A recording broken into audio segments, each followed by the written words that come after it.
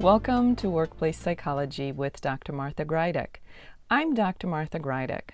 This podcast examines a wide variety of work-related issues through the lens of industrial and organizational psychology. And while many of the topics discussed here may be seen as intended for white-collar employees and their employers, in reality, the ideas presented here are applicable across organizations and industries. Additionally, many of the topics discussed here may be applicable outside of the workplace. I encourage you to examine what's presented here, apply what makes sense to you, and simply discard the rest. Humans are social by nature. That means that we do better when we have social interactions, social connections, and a social support network.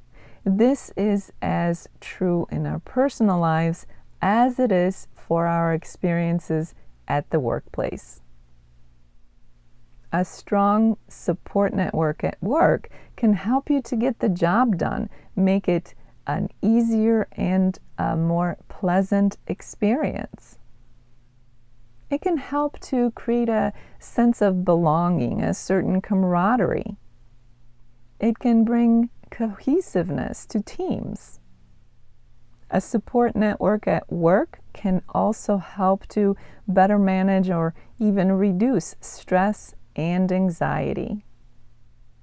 And considering how many people started to work remotely in the last few years, it goes without saying that a strong support network at work may be even more important for those who are working remotely. Some companies and organizational cultures may be designed to promote people connecting with one another and promote creating support networks within the workforce. But if you are not part of such an organization, I highly encourage that you be proactive in seeking out a support network and creating one if need be. You may be wondering what you can do in order to create a support network at work. The good news is that there is plenty that you can do. Being proactive is key. First and foremost, make sure that you take the time to nurture existing relationships. If you already have positive relationships with others at work, make sure to take the time and put in some effort to nurture those relationships so that they continue to flourish and continue to be positive in nature. Taking the time to connect with people, spending some time with them, offering help whenever they need it, and even asking for help when you need it are some simple ways of staying connected and nurturing existing relationships that can then be part of a support network for you at the workplace. Seek out new relationships. This is an opportunity to make new connections. So whether you use social networking or professional networks or community events or other social events, make sure that you put in some effort to make connections with new people. While a broad support network may be ideal, what's even more important are solid connections with individuals. Remember not to limit yourself to those who are in your profession or your community only. A support network may go beyond what is your daily experience, so don't be afraid to branch out. Give and take is an important part of a solid support network. Make sure that you're as comfortable and as good at giving as you are at receiving. Relationships with people within your network need to be healthy ones that benefit all involved.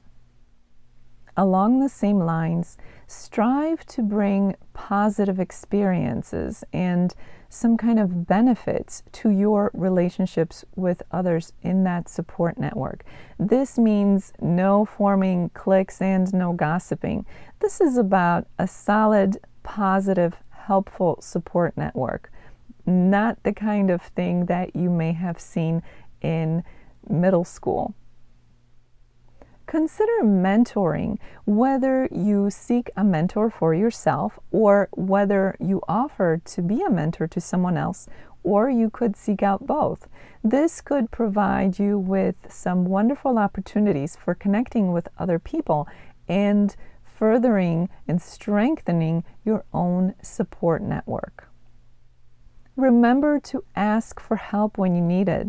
So often we feel like we have to get everything done by ourselves, and maybe even feel that asking for help could be seen as a weakness. But nothing could be further from the truth. This is part of building and nurturing a support network. We should be able to ask for help of one another. Don't be afraid to seek out the advice or guidance from others who may have more knowledge or more experience than you. They could be valuable resources and valuable members of your network. Remember not to get hung up on things such as age. Somebody may be younger than you, but have a lot more knowledge or experience in another area where you could use some help. So don't let silly things such as age or other demographics get in your way. Having a good support network at the office can be a game changer.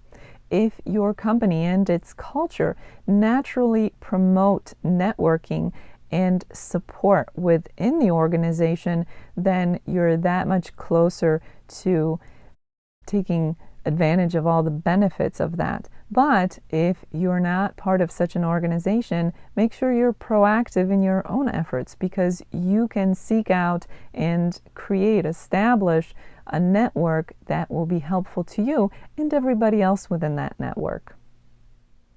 As the episode comes to an end, let's review what was discussed. Humans are social by nature, and we do best when we connect with others, when we have social interactions and social support. This is as important in our personal lives as it is in our work lives. There are many benefits associated with having a strong support network at work, from being able to get the job done faster and better to making the work experience a better one. And long term, you may be able to better manage or even reduce stress and anxiety when you have a strong, solid support network at work. If you're fortunate to work for an organization where networking and strong support are part of the culture, then you're that much closer to being able to benefit from a strong support network at work. But if your organization doesn't focus on that, you have to be proactive in creating a support network that will benefit you and everybody who will then be part of that network.